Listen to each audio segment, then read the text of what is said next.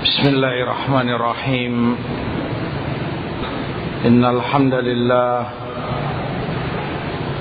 نحمده ونستعينه ونستغفره ونعوذ بالله من شرور أنفسنا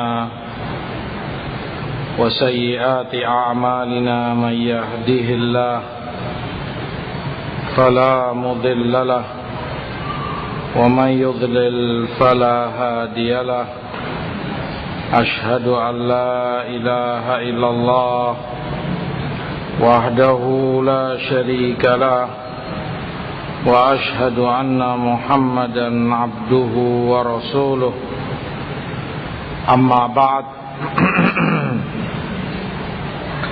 إخوتي في الله رحمني ورحمكم الله.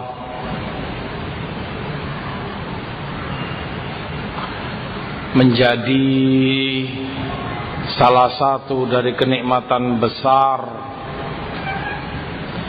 yang Allah berikan kepada umat ini, bahwasanya kebenaran itu datang dari yang mereka ketahui betul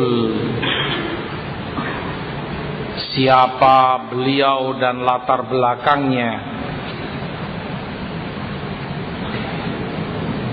Demikian pula dari kenikmatan Allah kepada muslimin, Allah menjadikan hukum-hukum agamanya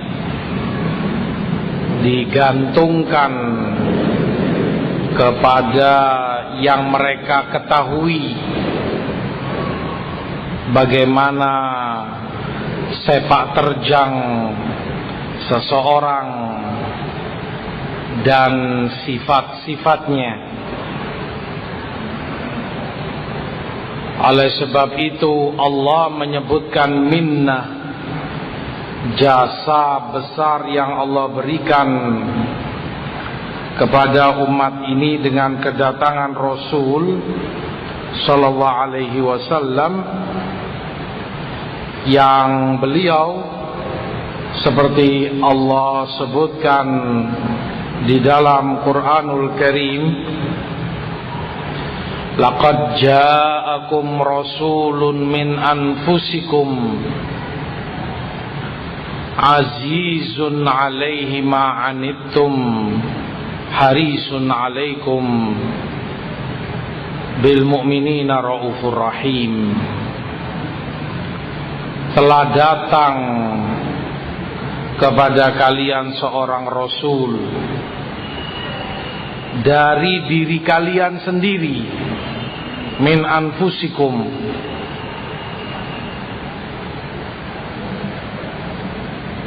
azizun 'alaihi ma 'anittum, berat bagi Rasul itu sesuatu yang membuat kalian kesusahan, keberatan.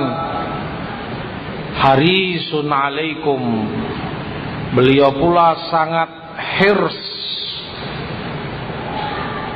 bersemangat dan antusias untuk kebaikan kalian. Dan sifat beliau pula bil mu'minina raufur rahim, kepada mukminin beliau itu penuh cinta dan kasih sayang. Allah sebutkan dari sifat Rasul itu min anfusikum, antum, bahwa Rasul itu datang dari diri kalian. Artinya dari orang yang di tengah kalian, dari jenis kalian manusia, yang kalian tahu siapa beliau, kejujurannya, kebaikannya, sifat-sifat akhlak-akhlaknya diketahui bahkan sebelum kenabian. Min anfusikum, kalian tahu persis siapa beliau.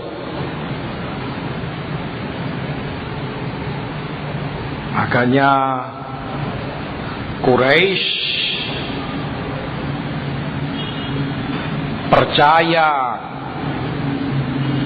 mempercayakan kepada Rasul sallallahu alaihi wasallam tugas-tugas besar nan mulia, seperti pemindahan Hajar Aswad yang sempat terkena banjir jauh. Nah, dikenal amin, jujur, amanat, terpercaya, ma'ruf bagi mereka, sehingga tidak ada alasan bagi mereka untuk menolak kebenaran yang beliau sampaikan. Oh, mereka tahu siapa Rasul sallallahu. Kebenaran itu tidak datang dari orang yang tidak mereka kenal. Al-haq itu tidak disampaikan oleh orang yang mereka tidak tahu menau. Siapa orang ini? Dari mana dia? Dan seperti apa akhlaknya, amanatnya? Enggak.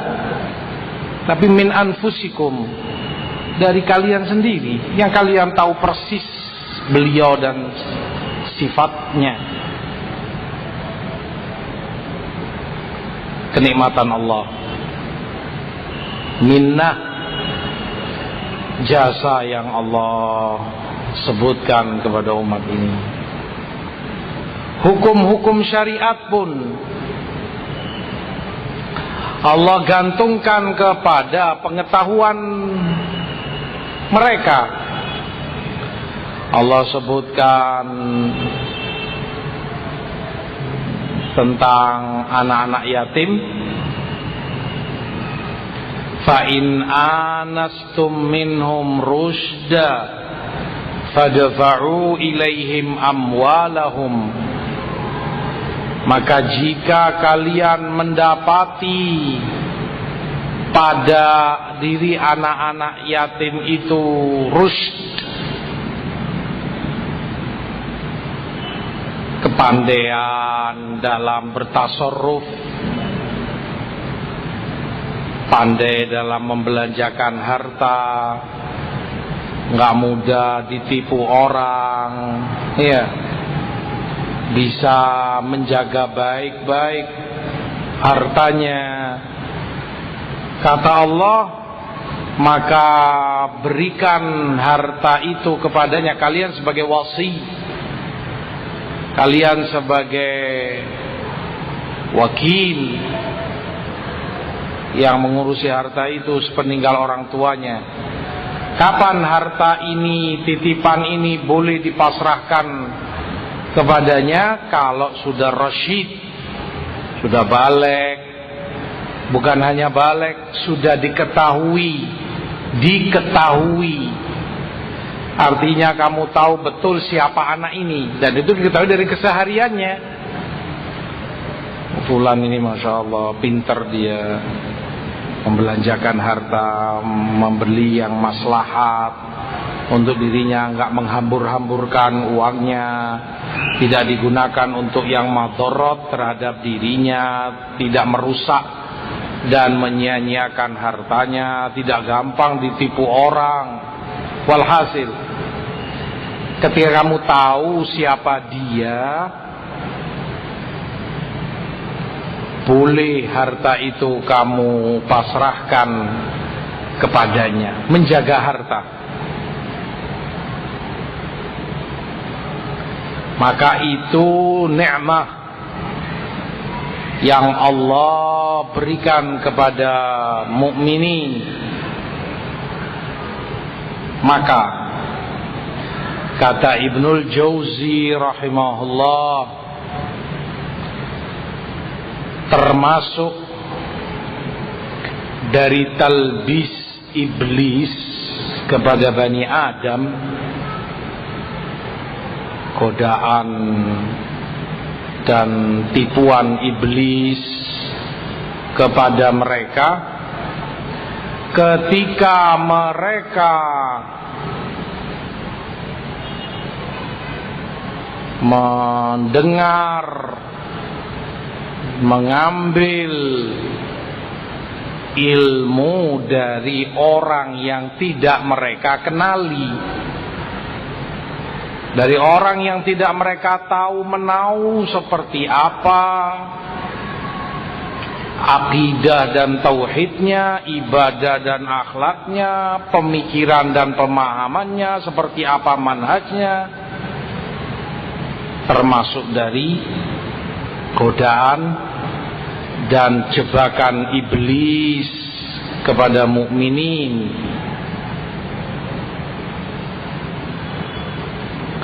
Imam Muslim rahimahullah di muqaddimah sahih beliau sebutkan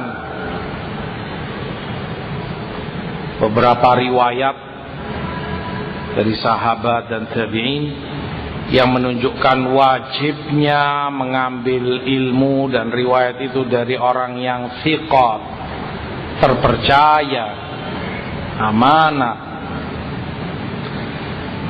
Antara lain yang beliau bawakan dari Abdullah bin Mas'ud radhiyallahu anhu, beliau katakan,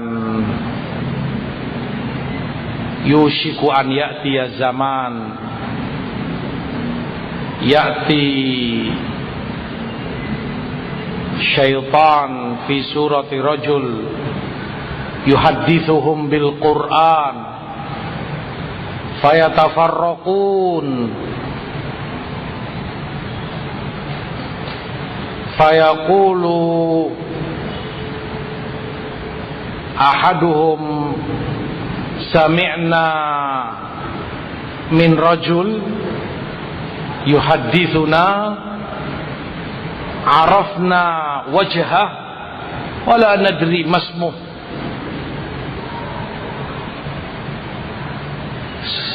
Telah dekat waktunya akan datang suatu masa syaitan menyerupai manusia, menyampaikan Quran kepada mereka. Yuhaddithuhum bil Quran, ayat, mungkin hadis, ilmu. Setelah mereka bubar dari majelis,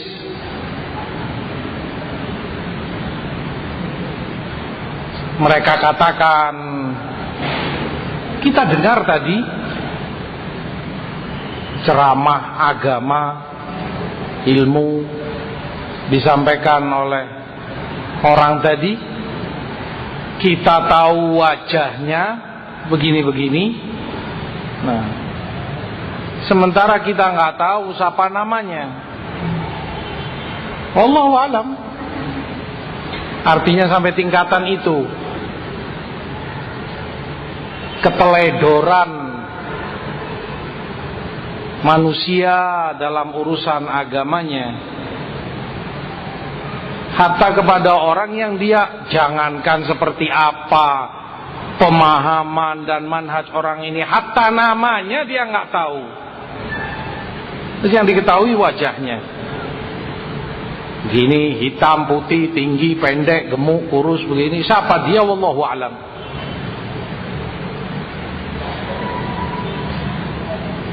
Juga beliau bawakan riwayat dari Abdullah bin Amr bin As radhiyallahu ta'ala anhuma. Beliau katakan, inna li Sulaiman alaihi salam syayatin maghlula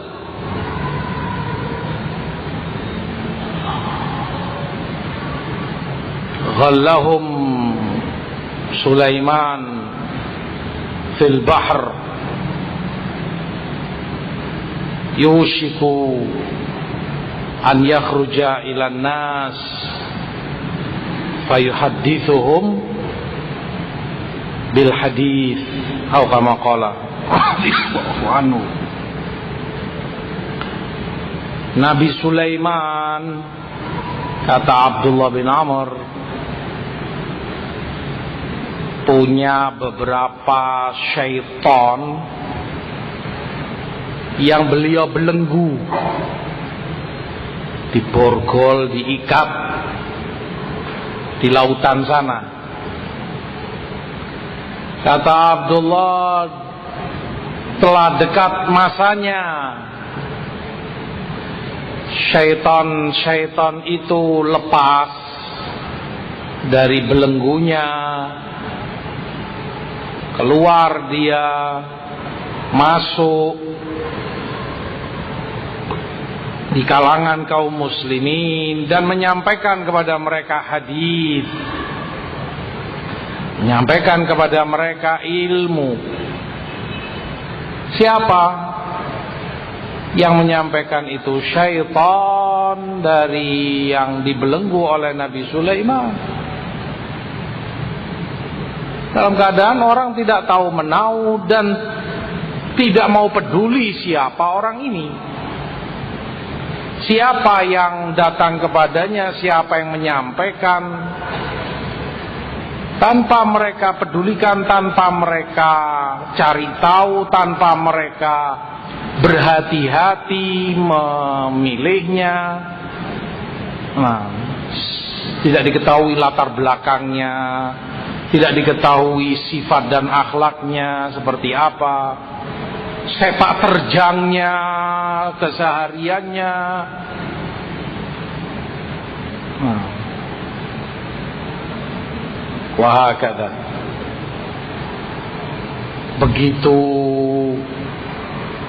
Begitu murahnya agama bagi mereka, lebih murah bagi mereka dari dinar dan dirham. Makanya kata Imam Bahz ibn Hakim rahimahullah, dinullah ahaqqu an yutlaba lahul udul. Agama Allah itu lebih berhak untuk dicarikan saksi-saksi yang adil. Kalau dalam harta benda, dinar, dirham, uang, nah, orang kan begitu selektifnya, begitu hati-hatinya, tidak mau rugi, ya kan? Orang tidak mau tertipu, sehingga hati-hati sekali dia cari saksi, cari orang yang adil, nah, yang terpercaya. Misalnya kamu punya 10 juta, ini 10 juta kamu pegangkan ke siapa, kamu percayakan ke siapa? Apa berani orang sembrono? Apa berani orang tidak tahu menau siapa orang ini, cuman tampilannya Masya Allah, orang baik sepertinya ini. Nah, yang terlihat dia begini begitu baik, terus fadhal ini tolong dipegangkan, tolong dikirimkan ke sana, ke fulan-fulan 10 juta. Kif kalau 100 juta, kif kalau 1 miliar, kif kalau 1 triliun. Berani dia mempercayakan. Sementara dia nggak tahu siapa orang ini, nggak akan berani mereka. Urusan harta, dia cari orang kepercayaan yang dia tahu persis siapa orang ini. Fulan, anak tahu persis. Dia amanat, Masya Allah, dari pengalaman tentunya. Fulan ini Masya Allah, nggak pernah dia, walaupun 1000 kembali akan dia kembalikan. Fulan bagus dia, Masya Allah, nggak pernah korupsi, nggak pernah ini, nggak pernah ngemplang, nggak pernah ini. Baru dia bisa percaya. Nah, kata Bahz ibnu Hakim, agama Allah lebih berhak untuk kamu carikan orang yang terpercaya, orang yang adil, yang terpercaya, orang yang baik. Kepadanya agamamu kamu percayakan kepadanya, sehingga dia yang mengajarimu akidah, dia yang mengajarimu ibadah, dia yang mengajarimu akhlak, muamalah, dan yang lainnya. Agama Allah lebih berhak dan jauh lebih berhak. Karena itu modal terbesar yang dimiliki oleh seorang muslim di dunianya. Oleh sebab itu, perkara mengambil ilmu, belajar kepada siapa, dari siapa,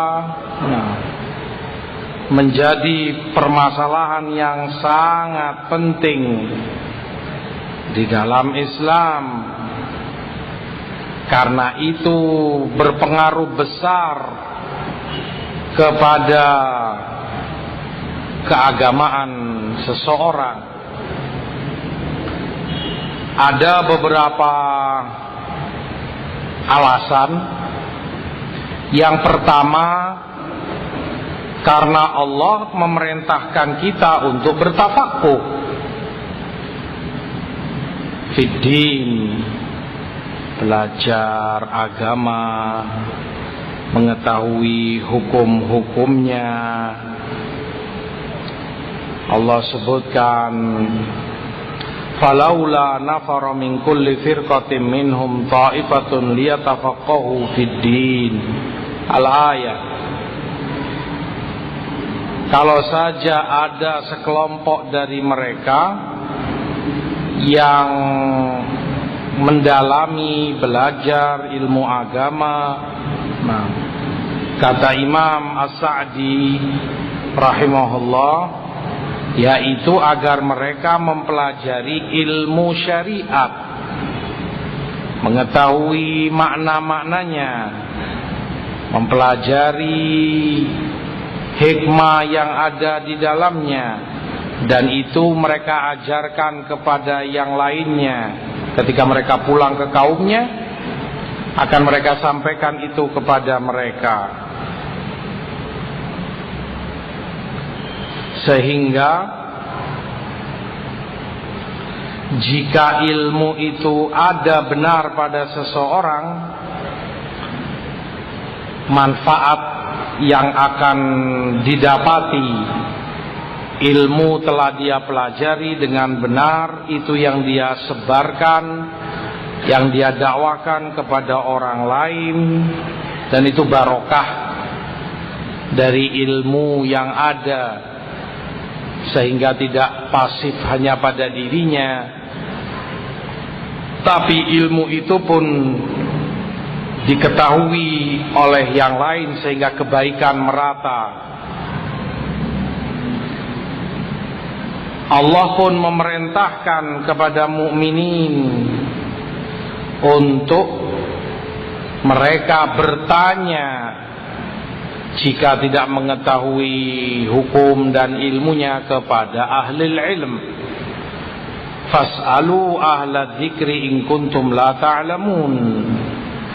Tanyalah kepada ahlu dzikir jika kalian tidak mengetahui. Diperintah untuk mereka tanya kepada ulama.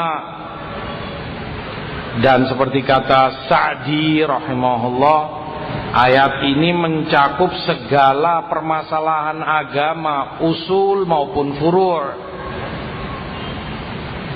Jika kamu tidak tahu, Allah perintahkan untuk bertanya, untuk belajar.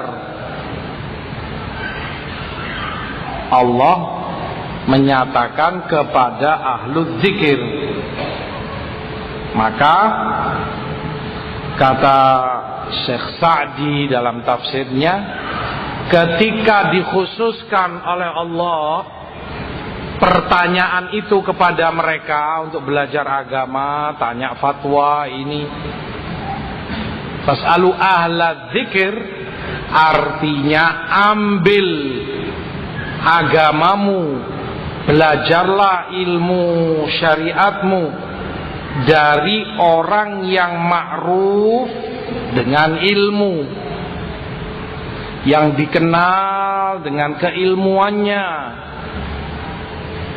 Berarti pula ayat mengandung larangan untuk orang itu bertanya dan belajar kepada orang yang ma'ruf dengan kejahilannya. Orang yang ma'ruf dengan tidak adanya ilmu padanya dan tidak jelas siapa dia, dilarang mukminin untuk mengambil itu darinya.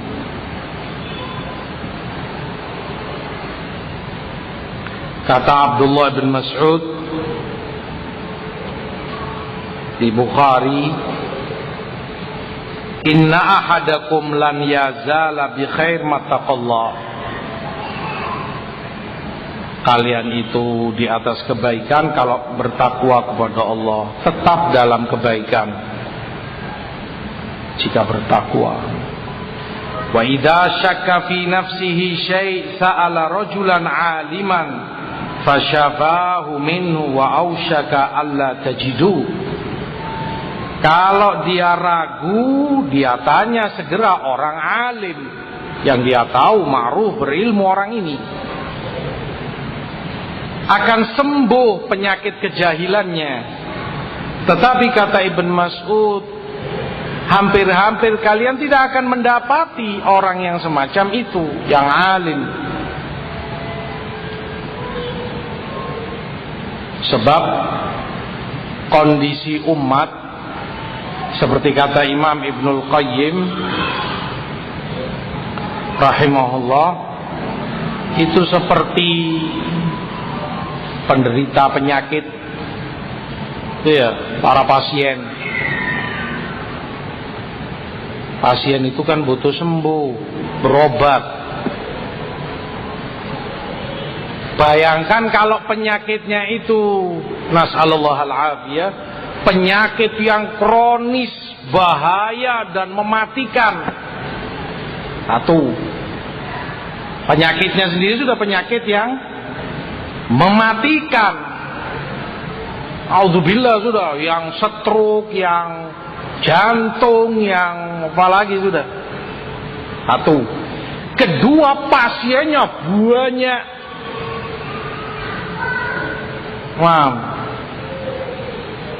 Wantri ratusan mungkin ribuan pasien.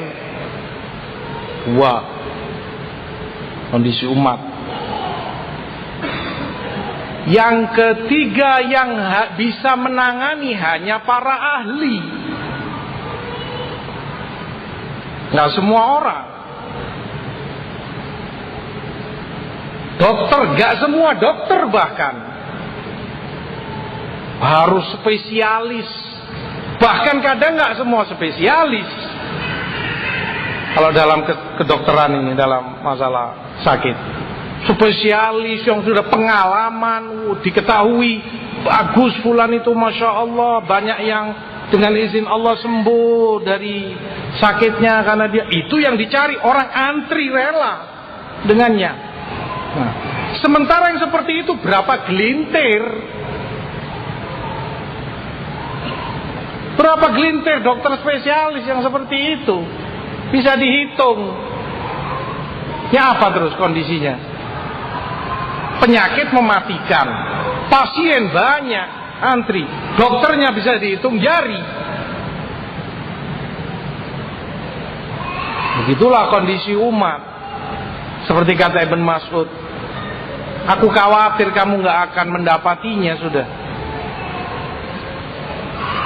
Kejahilan dalam agama penyakit yang mematikan.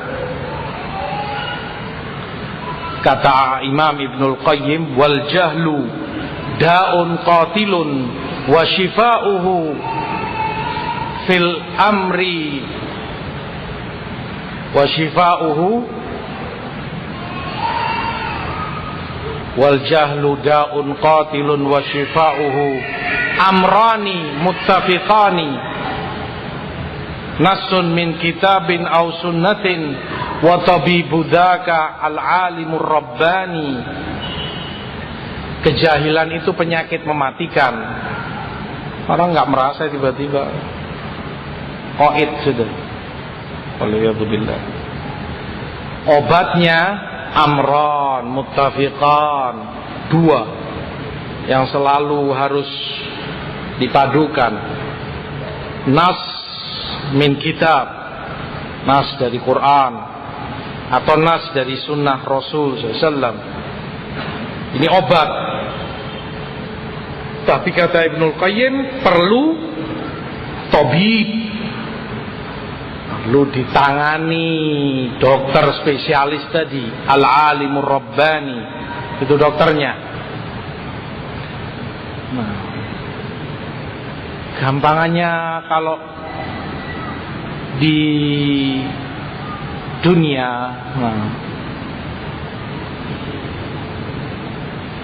obat kan mudah didapati ya, di apotek, di toko obat, jentek-jentek obat banyak sudah.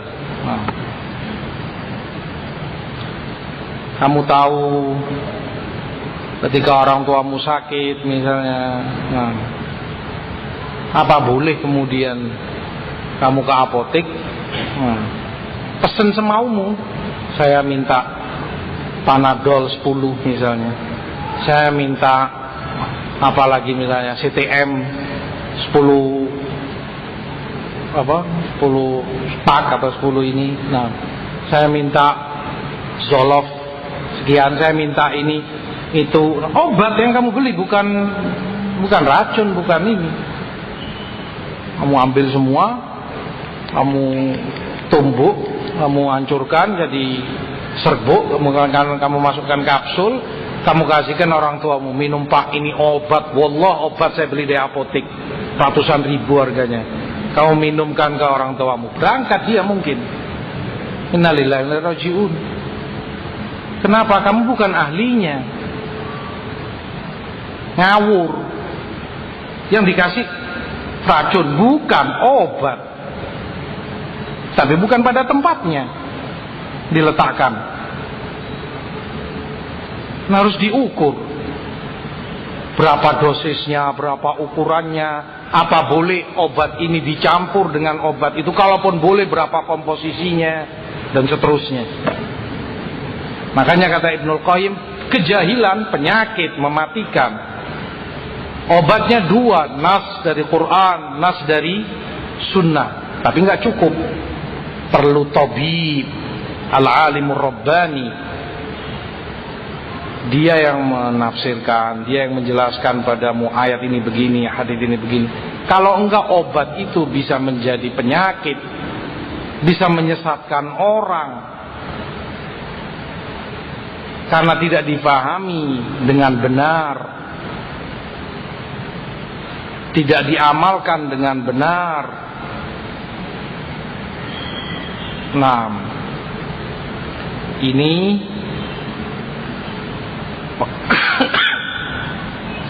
perkara pertama yang menuntut seseorang itu untuk belajar, tanya, mengambil agamanya itu dari orang yang berilmu. Kalau tidak, hati-hati,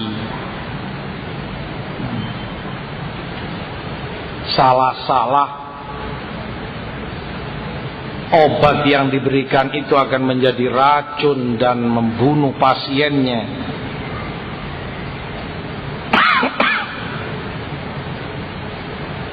Salah milih dokter, ya bukan dokter sih, nah, mungkin apa seperti yang ada di masyarakat, yang pengobatan alternatif, yang ini, yang itu. Nah, satu. Yang kedua, Penting pula hal ini agar kemudian ilmu itu tetap dalam keadaan fresh. Kebenaran itu jika diambil dari sumbernya yang jernih, bersih, di mana setiap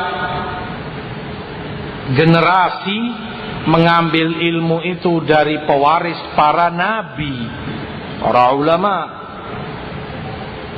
sahabat mengambil dari Rasul SAW, para tabi'in mengambil dari para sahabat, atba' tabi'in mengambil dari para tabi'in, demikian terus ke bawah.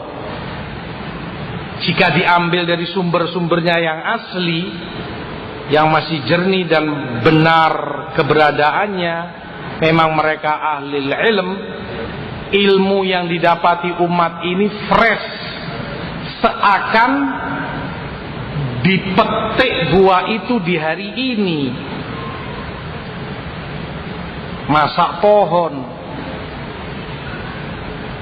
sehingga tidak ada beda apa yang mereka pelajari, yang mereka yakini hari ini dengan yang diyakini oleh para sahabat, oleh para tabi'in dan atba' tabi'in, karena jalurnya genah,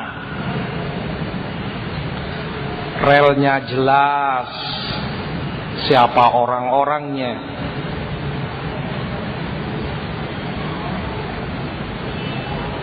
Kata Abu Darda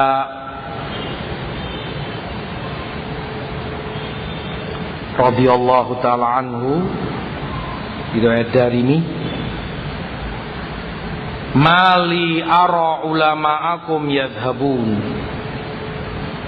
Kenapa aku melihat para ulama kalian telah pergi, wajuhalakum la yata'allamun, sementara yang jahil di kalangan kalian tidak mau belajar. Fata'allamu qabla an yurfa'al ilm, makanya belajarlah kalian sebelum ilmu itu diangkat, sebelum dicabut. Fa inna raf'al ilm dhahabal ulama, karena tercabutnya ilmu itu dengan berperginya para ulama. Para ulama sebutkan perginya para ulama atau terangkatnya ilmu bisa bermakna dengan kematian para ulama itu, hilang pula bersamanya ilmu. Bisa pula ulamanya ada, hidup, tetapi umat tidak mengambil ilmu darinya, malah kepada orang lain yang tidak dikenal ilmunya, yang tidak jelas. Sehingga walaupun ulamanya ada, ilmu itu seperti hukum terangkat, karena tidak ada di kalangan umat, karena mereka tidak ambil dari sumbernya yang benar, dari sumbernya yang jernih.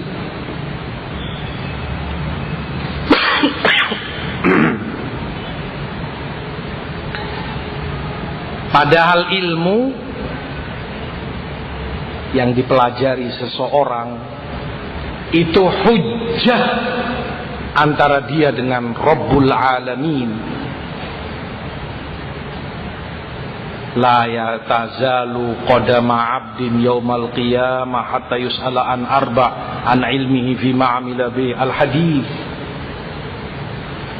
Rasul katakan tidak akan geser telapak kaki seorang hamba di yaumul qiyamah sampai dia ditanya tentang 4 perkara, tentang ilmunya, bagaimana dia mengamalkannya. Kata Imam Yazid bin Harun rahimahullah dalam riwayat Khatib al-Baghdadi di Faqih wal Mutafaqih, innal alim hujjatuka bainaka wa bainallah. Innal alim hujjatuka bainaka wa bainallah, fanzur man taj'al hujjataka baina yadayillahi ta'ala. maka perhatikan olehmu siapa yang kamu jadikan hujjahmu di hadapan Allah nanti. Kenapa kamu berpahaman seperti ini? Kamu akan ditanya dan diminta pertanggungjawaban oleh Allah. Jangan kira mati kemudian selesai. Kamu akan ditanya dan diminta pertanggungjawaban. Kenapa kamu punya pemahaman seperti ini? Siapa yang mengajari kamu? Dari mana kamu ketahui ini? Dari siapa kamu mempelajarinya? Hujjah kamu sekarang di hadapan Allah. Imma itu akan membela kamu, wa imma wailak, celaka kamu di hadapan Allah. Kenapa kamu beramal seperti ini? Berdasarkan ilmu siapa? Dari mana kamu pelajarinya? Pertanggungjawabkan di hadapan Allah. Hujjahmu adalah alim yang kau ambil ilmu darinya. Aku pelajari dari fulan ya Allah. Aku baca dari tulisan fulan, aku datangi majelisnya. Tapi siapa orang-orang itu? Siapa dia? Dari mana dia belajar? Benarkah ilmu dia? Pertanggungjawabkan di hadapan Allah. Al-alim, kata Yazid bin Harun, hujjahmu di hadapan Allah. Ya akhi, urusan dunia saja orang cari hujjah. Jangankan di hadapan Rabbul Alamin, entah apa yang bisa dijawab oleh setiap manusia di hadapan Allah kelak. Di dunia saja, urusan dunia paling sepetak tanah. 1 are, 2 are, 10 are. Nah, orang kan nyari, ya, pengacara yang handal, yang pinter, yang ini untuk membela dia di depan hakim. Dia ada kasus, ada cekcok, ada perebutan tanah, ini itu toko misalnya, wa ila apa. Nggak sembarangan dia nyari pengacara. Kalau fulan murahan, pengacara bodoh dia. Ini kurang pengalaman, ini nggak bagus, cari yang top. Kenapa? Supaya dia menang di hadapan hakim, terselamatkan aset-aset dia. Lihat manusia, urusan dunia saja, nggak sembarangan dia, nggak asal mau percaya. Oh, apa urusan ini? Oh, ini aja tak anter ke pengacara fulan di jalan ini. Ya Allah, datang ke situ, serahkan kasus kepadanya, mau? Kan nggak akan mau dia. Hati-hati sekali dia. Urusan tanah murah, paling berapa juta nilai tanah itu. Begitu hati-hatinya manusia dalam perkara dunianya. Padahal paling-paling yang dihadapi hakim manusia. Paling-paling kerugian yang ada materi. Paling-paling ya Allah, misalnya kemungkinan terjelek, penjara 5 tahun misalnya. Bisa kamu tebus dengan sekian juta, selesai. Itu kemungkinan terjeleknya di dunia. Itu pun dia hati-hatinya, berhati-hati sekali nyari pengacara yang handal, nggak sembarangan. Yazid ibn Harun rahimahullah mengingatkan, berhati-hatilah kamu, seorang alim yang kamu ambil ilmu darinya itu hujjah bagimu di hadapan Allah. Imma itu yang akan menyelamatkanmu, atau yang sebaliknya. Pertanggungjawabkan di hadapan Allah.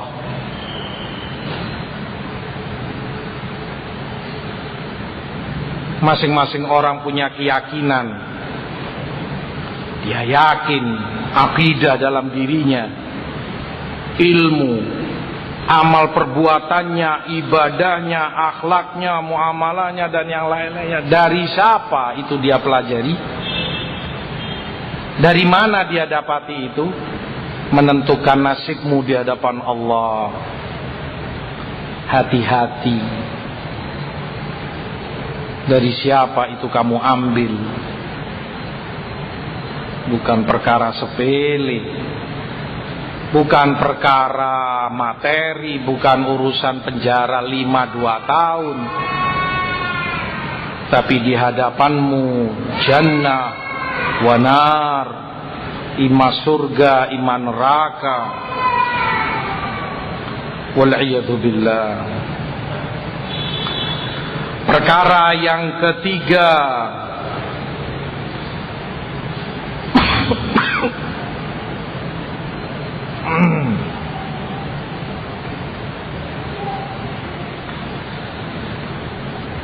yang disebutkan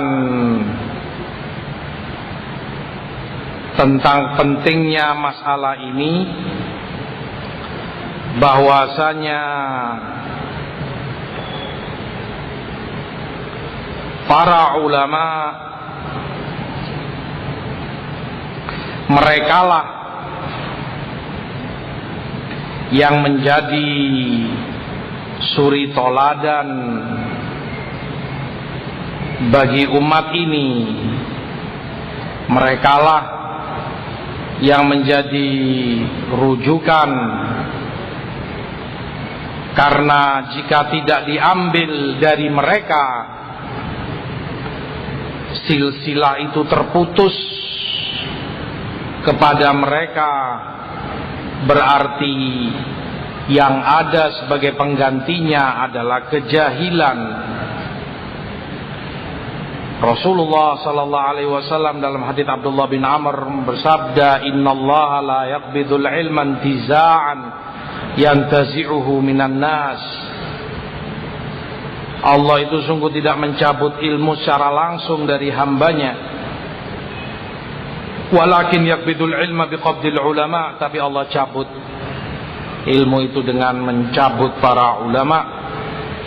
Hatta idza lam yatruk alima ittakhadhan nasu ru'usan juhala fasu'ilu fa'aftau bighairi ilmin fadallu wa adallu. Ketika tidak lagi tersisa seorang alim, manusia mengangkat orang-orang jahil, mereka ditanya, mereka berfatwa tanpa ilmu, mereka sesat dan menyesatkan banyak ilmu. Oleh sebab itu, para ulama lah yang menjadi penentu dalam perkara ini. Seperti Ibnu Abbas katakan, tahukah kalian bagaimana hilangnya ilmu itu? Qala dhahabul ulama, yaitu dengan hilangnya, meninggalnya para ulama. Ketika Ibnu Abbas ikut mengubur Zaid bin Thabit radhiyallahu an, seorang sahabat yang mulia, beliau katakan, barang siapa yang ingin tahu bagaimana ilmu itu hilang, seperti inilah ilmu itu hilang. Beliau katakan, hari ini terkubur bersamamu wahai Zaid bin Thabit ilmu yang begitu banyak. Kematian alim.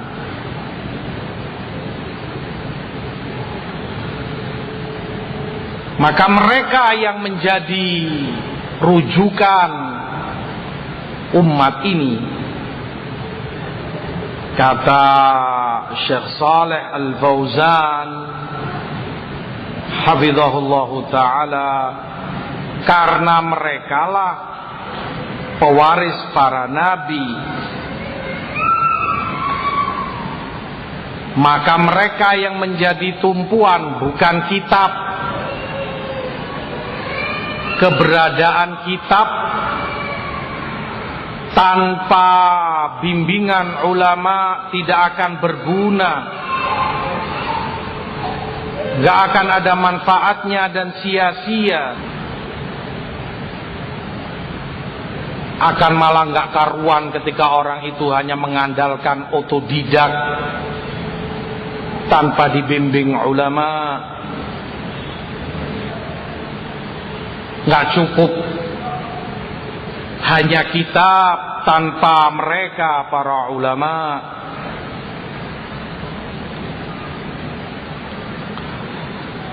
Perkara yang keempat, bahwasanya ketika ilmu tercabut, penggantinya kejahilan, penggantinya fitnah, penggantinya pembunuhan, penggantinya fasad, kerusakan. Nasallallahu al-afiyah. Di dalam riwayat Bukhari, Muslim dari Abu Hurairah, Rasulullah sebutkan, yuqbadul ilm wa yadharul jahl wal fitan wa yakthurul harj. Tercabut ilmu, yang tampak kejahilan, yang tampak muncul fitnah, dan banyak harj. Qila ya Rasulullah, wa mal harj? Apa itu harj ya Rasul? Qala hakadha biyadihi faharrafaha ka'annahu yuridul qatl.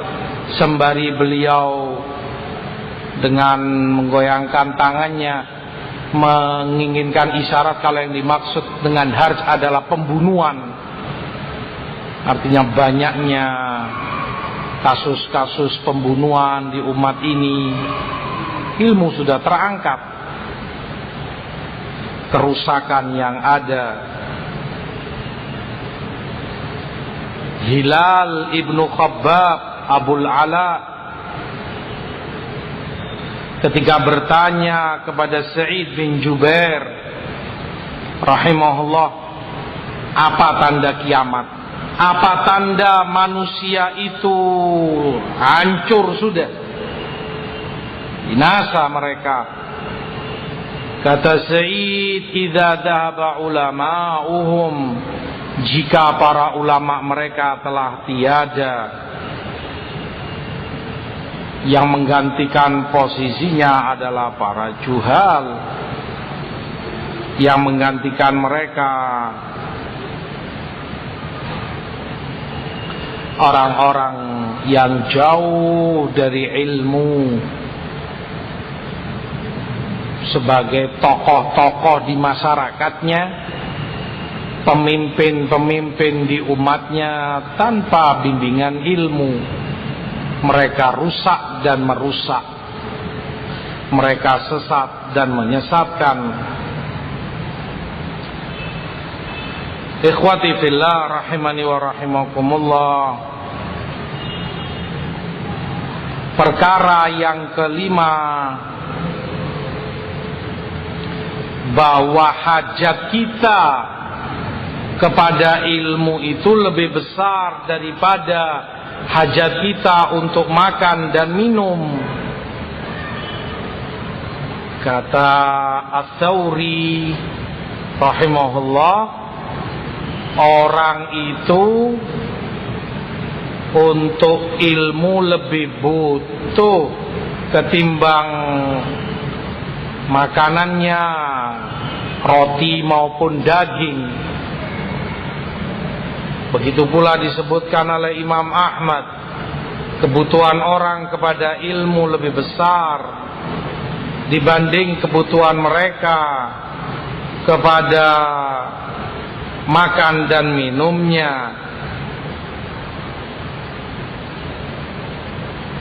Makan minum hanya 2 kali, 3 kali sehari, sementara ilmu dia butuhkan dalam setiap nafasnya,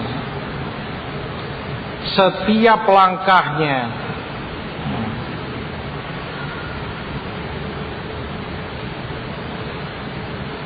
Belum lagi di umat banyaknya jidal, banyaknya perdebatan dan omongan, banyak bicara ke sana kemari tentang agama, wala dia tahu menau, wala pernah belajar. Bas cuma pinter ngomong, pinter-pinteran bicara, dia jadikan agama sebagai adonan dan bahan yang diperdebatkan. Wala dia tahu secuil tentang ilmu, wala pernah dia duduk belajar ilmu serius dengan kaidah-kaidah usul ilmiah yang ditulis oleh para ulama kita. Murahan bagi mereka agamanya.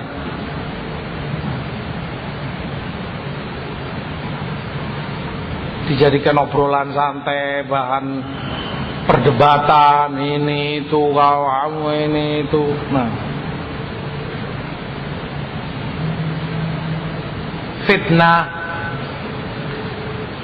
dan kejahatan yang semakin merusak.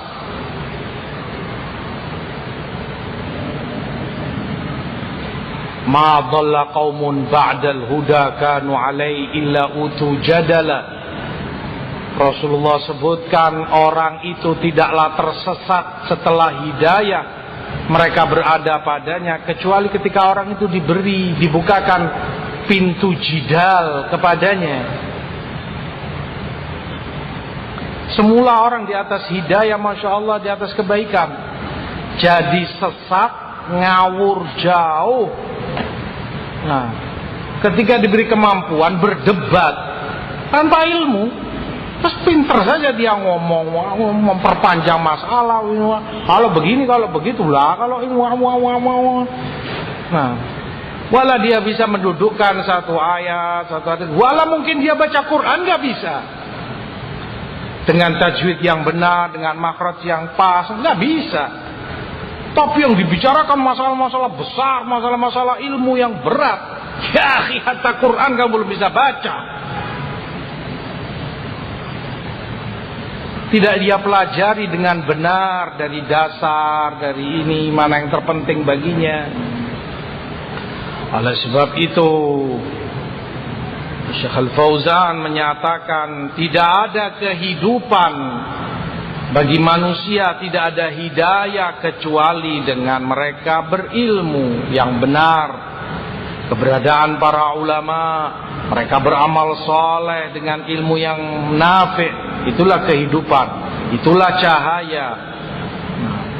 Yang itu wajib untuk mereka lakukan. Perkara yang ketujuh, bahwasanya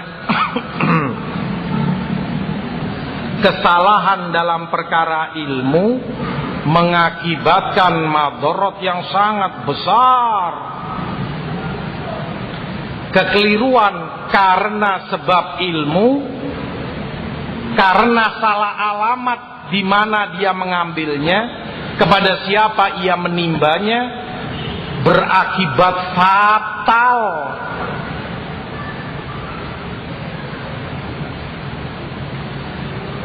Kata Syekh bin Utsaimin rahimahullahu ta'ala, kesalahan dalam perkara agama itu jauh lebih besar. Walaupun semua kesalahan tidak diharapkan. Hatta dalam perkara dunia orang nggak berharap. Tetapi kalau dalam perkara dunia ringanlah dampaknya. Kalau keliru, ini paling kerugian materi. Nah, tapi dalam urusan agama, urusannya panjang, pertanggungjawaban di hadapan Allah, neraka ini ada. Makanya kata Syekhul Islam rahimahullah, musallamun annahu la yasughu istima'u kulli qaul, diterima adanya, disepakati bahwa tidak boleh dan tidak benar orang itu mendengar setiap omongan. Enggak semua yang bicara itu bisa kamu dengar, enggak semua orang bicara bisa kamu pasang telinga, enggak semua yang menulis bisa kamu baca. Kata Syekhul Islam menasihati, jadikan qalbumu itu jangan kamu jadikan seperti spon kanibu, menyerap segala sesuatu. Kalau di meja ini misalnya ada air, ada sabun, ada minyak, ada kotoran, debu, ada ini, lewat ini kanebo semuanya tersedot. Yang kotor, yang bau, yang najis, yang bersih, yang semuanya kesedot. Qalbumu jangan kamu jadikan seperti itu. Asal datang ke sana, asal datang kemari, asal dengar yang ini, asal dengar yang itu. Kemudian sok si manusia ini miskin, ya kita pilah-pilah, yang baik ya kita ambil, yang nggak baik ya kita tolak. Ya hada, apa yang kamu gunakan untuk memilah? Kira-kira timbanganmu untuk memilah itu apa?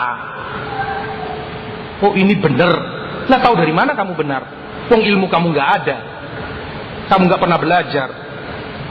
Oh ini nggak baik, tolak. Lah tahu dari mana kamu itu nggak baik? Apa bahan untuk kamu bisa menilai? Dengan entengnya. Kan begitu omongan kebanyakan orang. Oh ya, dengarkan saja. Undur maqal wala tandur man qal. Dengarkan saja apa yang disampaikan, jangan dilihat siapa yang menyampaikan. Nah, pokoknya kamu dengar, yang manfaat kamu ambil, yang jelek kamu tolak. Miskin.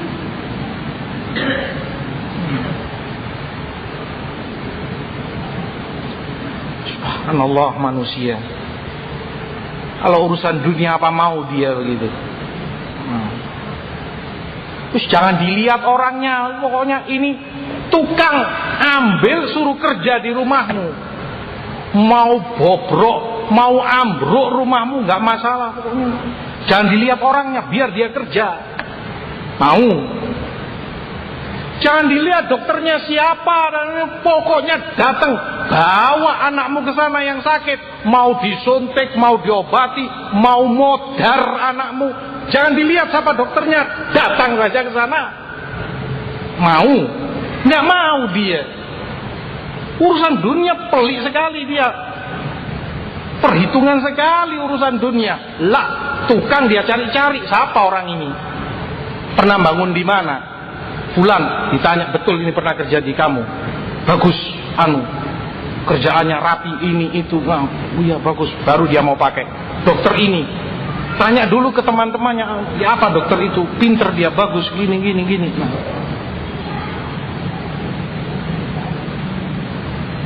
Padahal seperti tadi, kerugian dalam urusan dunia kan gak seberapa.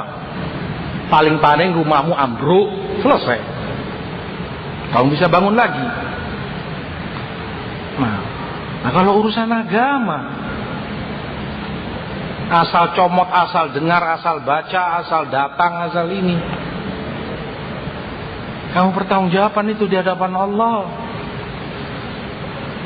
Perkara besar.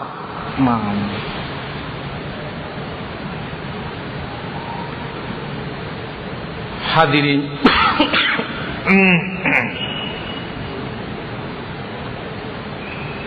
rahimani wa rahimakumullah. Termasuk pula perkara yang ke-8, bahwa jika tidak terpisahkan, jika orang tidak selektif dalam perkara ilmu ini, akan hilang marji'iyah yang benar, sumber tempat kembali. Nah, dari mana mereka ambil, sehingga tidak bisa terpilahkan mana yang hak, mana yang batil. mana yang salah, mana yang benar.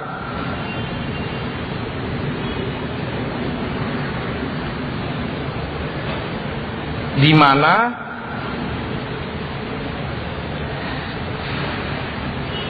kesalahan, bahkan kesesatan dalam agama itu jauh lebih parah, jauh lebih berbahaya jika dikemas dalam kemasan kebaikan.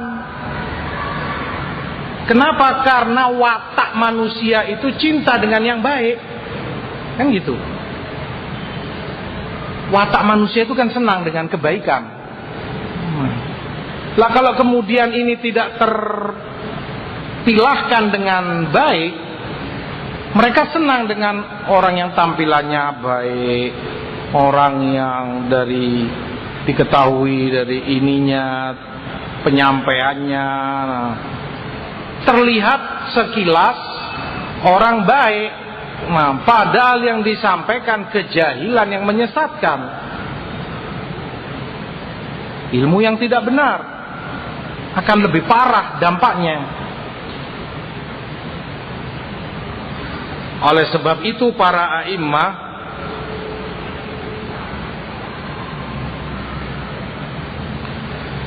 rahimahumullahu ta'ala, para ulama Islam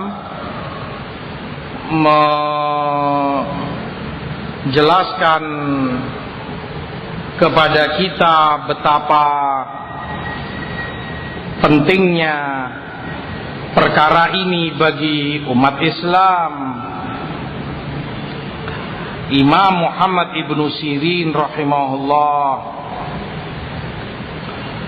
beliau menyatakan, inna hadzal ilma din falyandur ahadukum mimman ya'khudhu dinah. Sungguh ilmu ini agama, maka perhatikan oleh kalian dari siapa kalian itu mengambilnya, dari siapa kalian mempelajarinya, dari siapa kalian mendengarnya. Dan Ibnu Sirin, Imam Tabi'in, selain beliau banyak yang diriwayatkan asar-asar semacam ini, antara lain dari Abu Hurairah, sahabat Rasul SAW, walaupun dalam sanadnya dilemahkan oleh para ulama. Inna hadzal ilma din fanduru amman ta'khuduna. Sungguh ilmu ini agama, maka perhatikan dari siapa kalian mengambilnya. Juga diriwayatkan dari Ibnu Abbas serupa dengan itu, inna hadzal ilma din fanduru amman ta'khuduna dinakum. Ilmu ini agama, maka perhatikan dari siapa kalian mengambilnya. Anas ibnu Malik, sahabat yang mulia juga, kata Syu'aib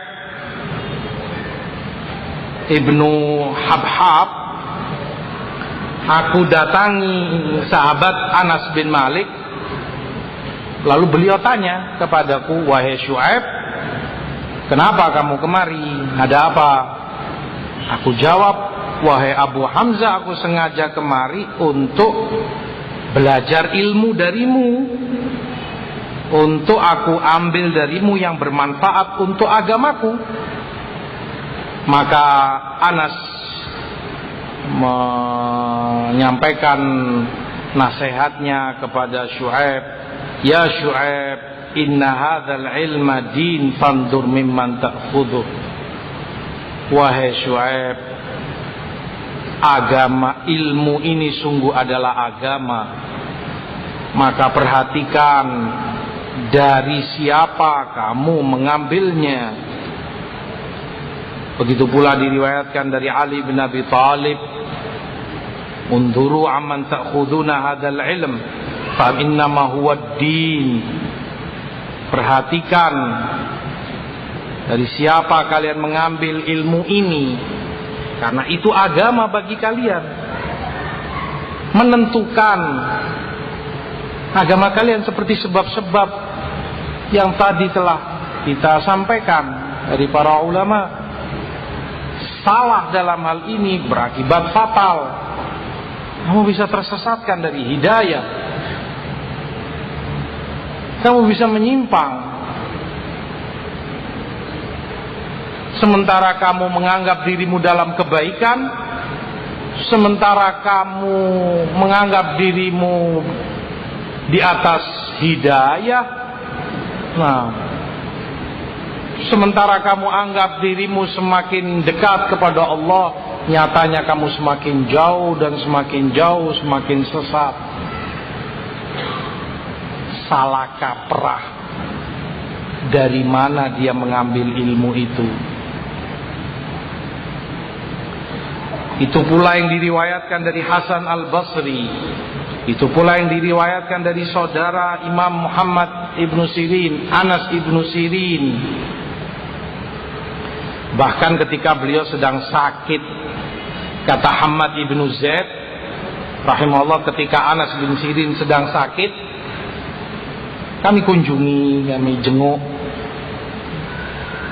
Lihat para ulama salaf masih sempat menyampaikan wasiat-wasiat penting, karena mereka tahu ini sangat menentukan. Anas bin Sirin menyampaikan, ittaqullah ya ma'syarasy syabab, unduru amman ta'khuduna hadhil ahadits fa innaha dinukum. Wahai kaula muda, bertakwalah kepada Allah. Perhatikan oleh kalian, dari siapa kalian mengambil riwayat-riwayat ini? Ilmu. Karena ini agama kalian, menentukan agama kalian. Dalam keadaan sakit ini Anas bin Sirin. Hati-hati, bertakwalah kamu kepada Allah. Perhatikan betul dari siapa kamu ini belajar.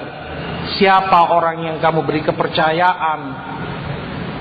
Kamu ambil ilmumu darinya, menentukan agamamu. Itu pula yang dikatakan Imam Makhul Asy-Syami rahimahullah. Kata Makhul, la yukhadhul ilmu illa amman syuhida lahu bit-talab. Tidaklah diambil ilmu itu kecuali dari orang yang diketahui, disaksikan ma'ruf kalau dia pernah thalabul ilm, pernah belajar agama. Tidak boleh ilmu itu diambil kecuali dari orang-orang seperti ini, yang disaksikan, diketahui oleh muslimin, ma'ruf siapa fulan itu, pernah belajar, duduk di sana, di sini, pernah belajar ilmu kepada alim fulan, syekh fulan, ma'ruf keilmuannya.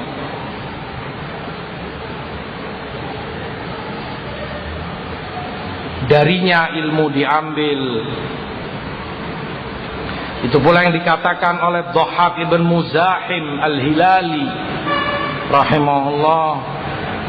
Itu pula yang dikatakan oleh Abdullah ibn Zakwan Abu Zinad rahimahullah.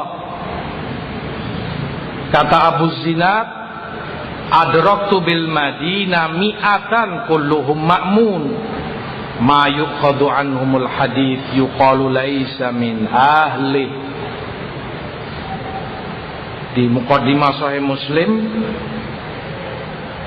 kata Abu Zinad, aku dapati di Madinah 100 orang, semuanya makmun, masing-masingnya orang yang soleh pada dirinya, orang baik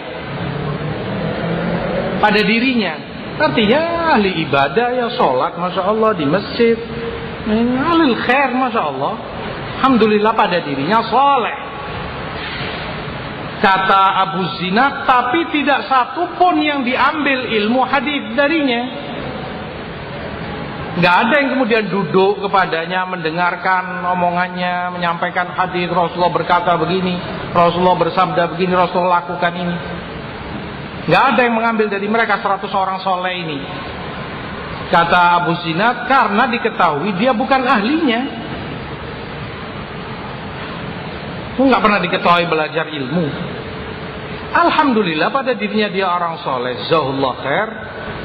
Tapi untuk kemudian dijadikan sumber diambil ilmu darinya, lah. Itu tingkatan yang mulia. Derajat ilmu lebih tinggi dari sekedar kesolehan orang pada dirinya. Dan salah satu pintu kerusakan, penyebab kerusakan ini, diambilnya ilmu itu dari orang-orang soleh tapi jahil. Soleh pada dirinya, tapi dia nggak ngerti ilmu. Asal bicara cekrot ini itu wawanu ini wawo sana kemari. Wala dia tahu ayat, wala tahu hadis, wala ngerti kaidah, wala tahu usul, wala tahu ini. Asal bicara komentar tentang ini, komentar tentang itu. Orang tanya boleh, ini nggak boleh, ini halal, haram. Menyebabkan banyak kerusakan. Itu pula disebutkan oleh Qasim bin Ubaidillah ibnu Abdullah ibni Umar rahimahullahu ta'ala. Itu pula yang disebutkan oleh Zaid ibn Aslam. Itu pula yang dikatakan oleh Imam Abdullah ibn Aun, serupa dengan Makhul tadi. Ibni Aun menyebutkan la yukhadu hadzal ilmu illa mimman syuhida lahu bittalab.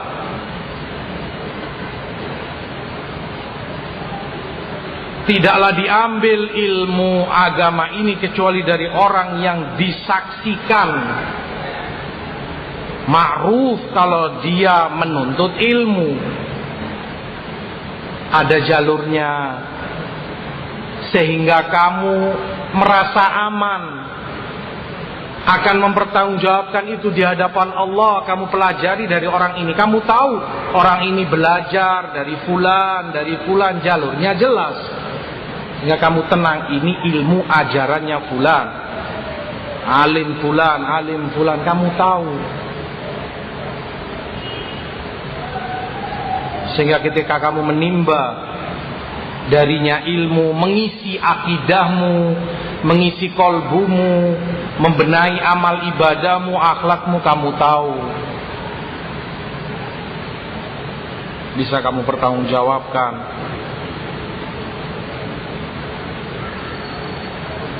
Begitu pula yang disebutkan oleh Auza'i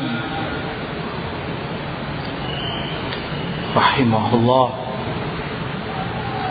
Kata Auza'i, khud dinak amman tathiqu bih wa tarda bih. Ambil agamamu itu dari orang yang kamu percaya, dari orang yang kamu ridhoi. Dari orang yang kamu percayai, dari orang yang kamu ridhoi. Terkadang orang, hatta kepada orang ini dia nggak ridho, nggak senang akhlaknya, budi pekertinya, nggak senang dengan amal perbuatannya, ininya, nggak apalagi nggak senang dengan akidahnya, tapi tetap saja dia ambil darinya ilmu. Lah, ambil dari orang yang kamu ridhoi, ambil dari orang yang kamu percayai, kamu tahu amanatnya, kejujurannya, kamu ridho dengannya.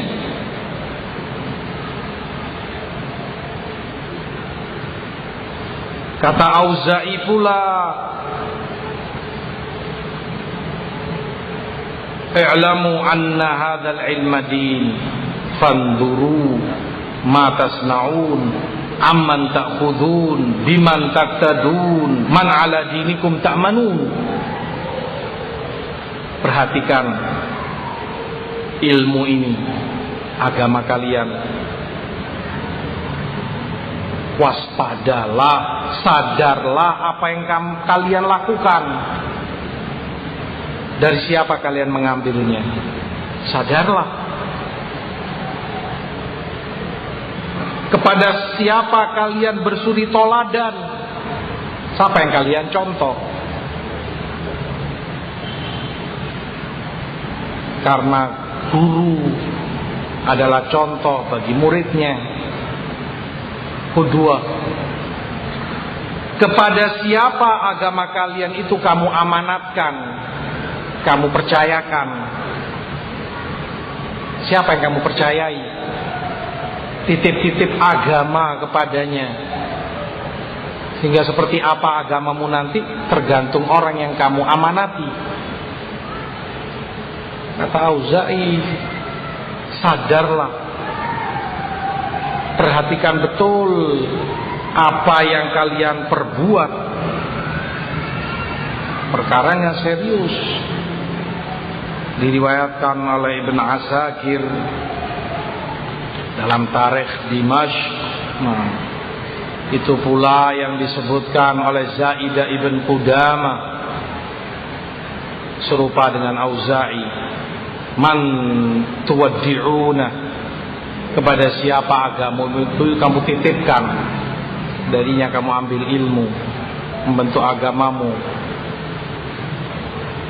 Itu pula yang dikatakan Uqbah bin Nafi' al-Fihri rahimahullah. Itu pula yang dikatakan oleh Malik ibnu Anas, inna hadzal ilma lahmuka wa damuk wa anhu tus'alu yaumal qiyamah fandur amman ta'khudhu. Kata Imam Malik, guru Imam Syafi'i, ilmu ini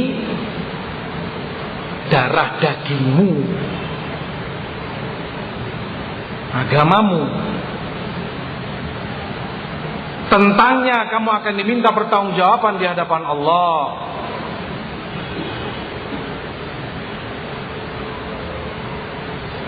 Maka perhatikan dari siapa kamu mengambilnya. Darah dagingmu ilmu ini, kata Malik ibnu Anas. Kamu harus perjuangkan dan jaga baik-baik. Itu pula yang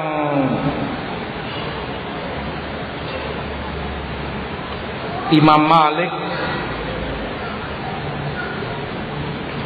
memberi nasihat, wasiat, seperti yang disebutkan oleh Khalid ibnu Khidash. Aku mau berpisah dengan Imam Malik. Setelah beberapa waktu bersama beliau, maka aku minta wasiat. Wasiati aku, wahai Malik. Itu kebiasaan para ulama salaf, ma'ruf. Ini seperti kita, ya biasanya kalau mau pergi kan gitu. Saya mau pergi pamit, ada yang diwasiatkan untuk saya nasihat sebagai bekal, karena dia mau meninggalkan. Nah, tentunya berarti wasiat itu perkara yang sangat penting kan gitu. Namanya wasiat, perkara yang sangat berguna. Maka diwasiatkan oleh Malik kepada Khalid ibn Khidash, taqwallah, karena itu segalanya. Takwa kamu selalu kepada Allah. Wa talabul ilmi min indi ahlih, dan ambil ilmumu itu dari ahlinya. Kalau kamu belajar, kalau kamu tanya tentang agamamu, ambil dari ahlul ilm, dari orang yang memang pantas untuk kamu belajar dan mengambil ilmu darinya. Kata Imam Malik pula, aku mendapati di Masjid Rasul sallallahu alaihi wasallam beberapa orang, 70 orang beliau sebutkan, masing-masingnya 70 orang ini kalau diamanati Baitul Mal, gudang emas, dinar, uang, Baitul Mal muslimin, masing-masing dari 70 orang ini niscaya terpercaya, amanat, nggak akan beling, nggak akan maling, nggak akan korupsi. 70 orang ahli masjid loh, masjid Nabi. Kata Imam Malik, dan mereka kebanyakan orang-orang yang sudah tua, orang alim pada dirinya, alim bahasa kita bukan bahasa Arab, artinya ahli ibadah, ahli khair, masya Allah. Nah, Tetapi mereka